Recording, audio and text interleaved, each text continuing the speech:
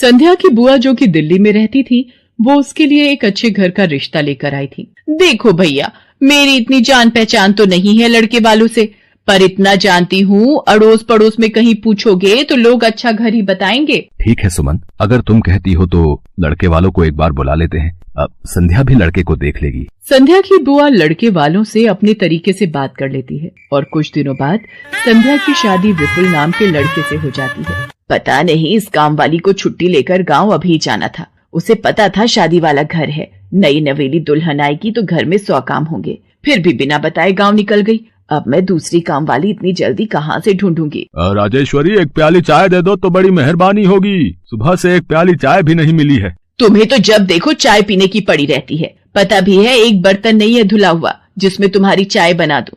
ढेरों बर्तन रसोई में पड़े हैं झूठे। माँ, मैं कॉलेज जा रही हूँ, तुम मुझे ये मत कहना कि मैं छुट्टी कर लूँ और तुम्हारे साथ घर का काम करवाऊँ। मेरा आज बहुत बड़ा प्रोजेक्ट सबमिट होना है, इसलिए मैं तो कोई काम नहीं कर सकती। ये लो, अब इसे भी अभी कॉलेज जाना था। अब मैं क्या करूं, कुछ समझ नहीं आ रहा। संध्या की सास राजेश्वरी अभी काम वाली को लेकर परेशान हो ही रही थी। तभी संध्या राजेश्वरी की सारी बातें सुन लेती है और रसोई में जाकर बर्तन धोने लगती है।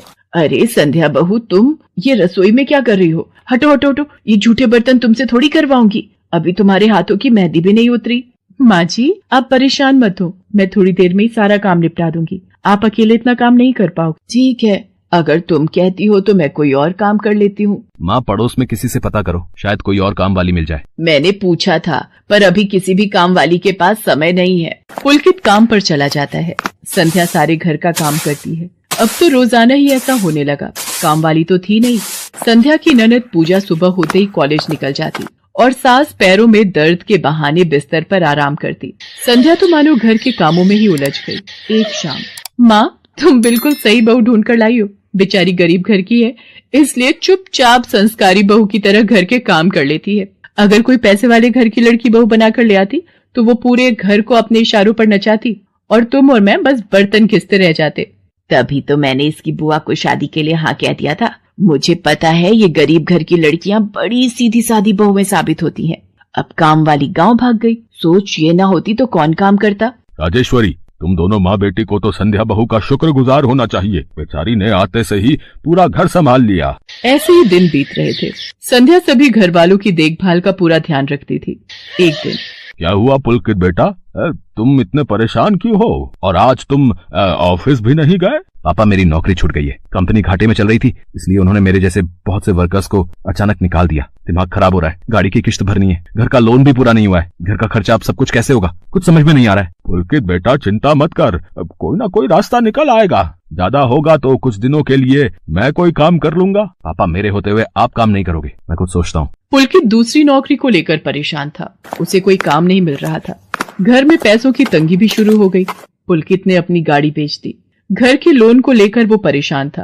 15,000 रुपए की किश्त उसे भरनी थी। तभी, भैया, मेरे कॉलेज की फीस इस बार बहुत लेट हो गई है। मेरा आखिरी साल है, अगले महीने की 5 तारीख तक 12,000 रुपए फीस के भरने हैं। मैं कुछ इंतजाम करता हूँ। ऐसे खाली हाथ पर हाथ रखकर मैं नहीं बैठ सकती, मुझे कुछ सोचना होगा।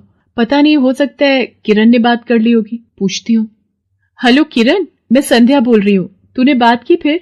पार्लर में जगह खाली है क्या? हाँ, मैंने बात कर ली है। 12,000 रुपए महीना देंगी रविता मैम। बोल, तू हाँ बोलती है तो मैं बात कर लेती हूँ। ठीक है, तू हाँ बोल दे, कम से कम कुछ तो पैसे आ जाएंगे। संध्या पुलकित से पार्लर में मेहंदी लगाने की नौकरी की बात करती है।